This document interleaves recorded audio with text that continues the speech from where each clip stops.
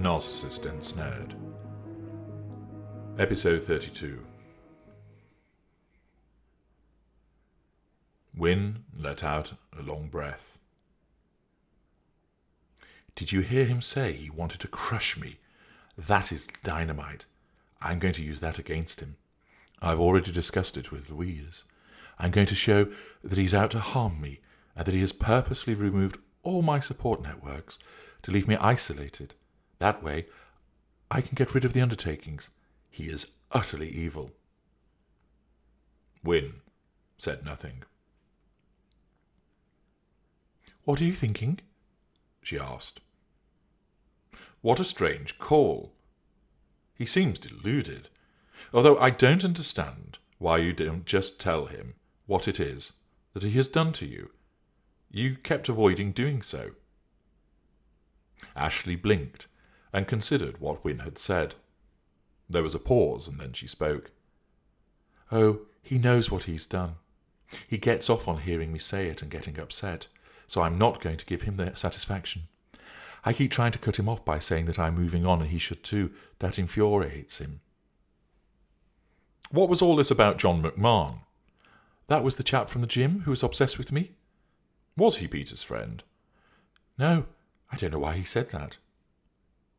What a weird thing to do, to go and unearth something which happened years ago, plus going along with his dad.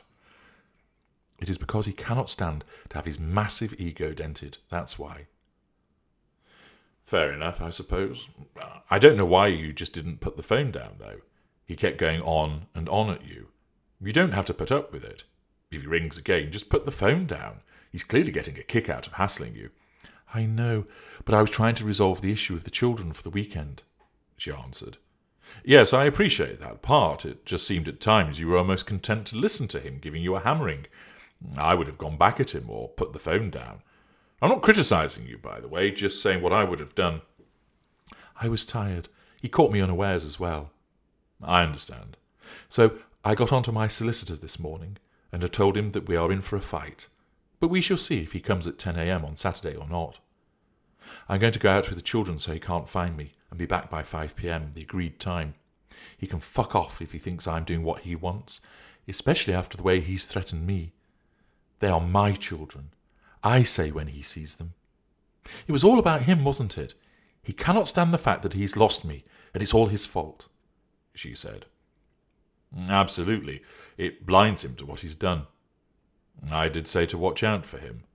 Only a couple of days ago, he sent that pleasant text, and then look what happens next. He's plainly a nutcase. You're right. I need to be on my guard. He will no doubt try and do something else next. Thanks for listening. I need to go and get home. I'll ring you later. She kissed him, and then turned and left. The following week, and Wynne and Ashley were enjoying their few days together. Fortunately, the lawyers had brokered an agreement, and the children were to be collected at 2 p.m. on a Saturday, which seemed acceptable to all parties. Ashley's father had called at the house to collect the children.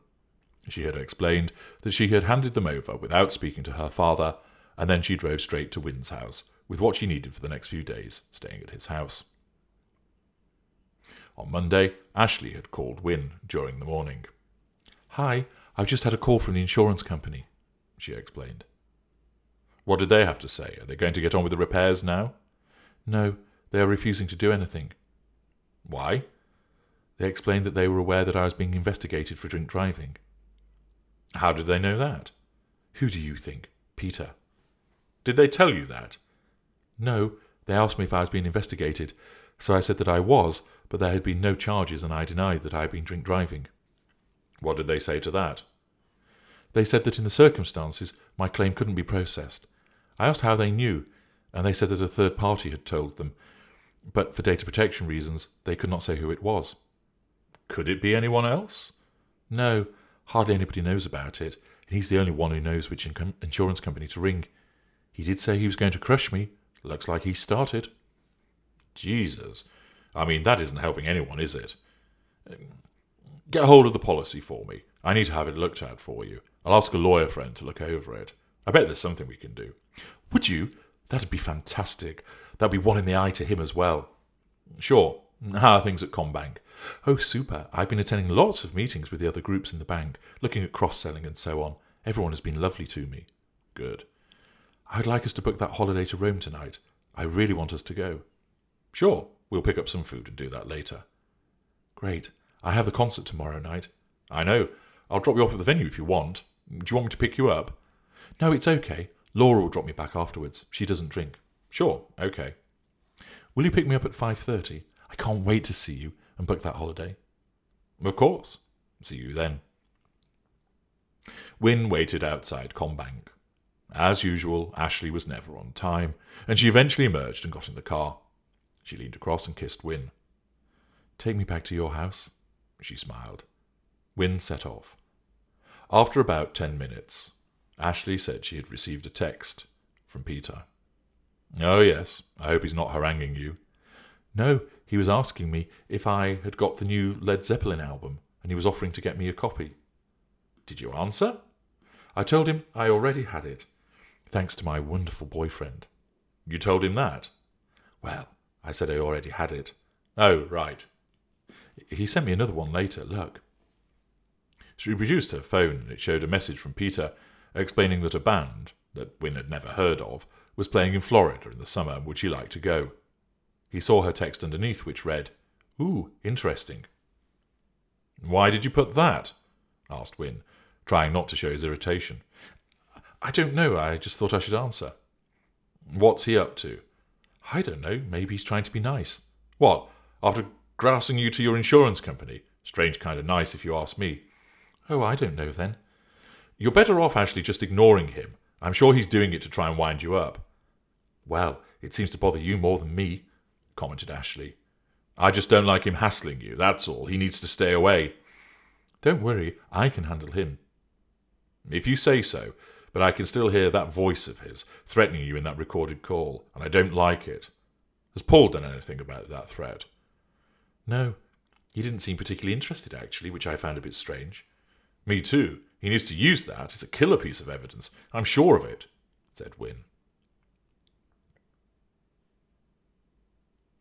That evening, they booked a few days in Rome, and the following day Ashley had attended the rock concert. It was a minor band, but one that she had liked for years. He had dropped her off at a bar with her two friends, one who was from Combank and the other from Novobank. Wynne had headed home and settled down to watch a film, looking forward to when she would be coming back so they could spend time together. He was pleased to see her being able to do things with her friends again, especially after so long being prevented from doing so by Peter. She said it was a breath of fresh air staying with Wynne. While she liked living in the countryside,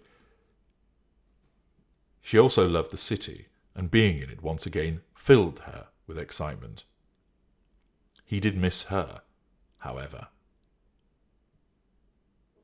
They saw one another from Saturday or Sunday through to Wednesday morning, and she would call around as usual on a Thursday and Friday evening. They made love every day, often several times, and were very much wrapped up in one another. Peter remained a niggle, but with each day that passed, he felt the abusive one was being consigned to the past. Hopefully, despite his threats, matters would settle down. They had the arrangements with the children, and now they had booked their first holiday together at the end of June, flying to Rome on a Sunday and returning on a Thursday. Ashley had explained that she hoped by then that matters would be sufficiently amicable that she could count on Peter to have the children an extra day. They had also booked dinner and a stay at Highcliffe Hall as another treat for themselves. Wynne liked to book these events in, as he felt they created stability for Ashley and gave her something to look forward to.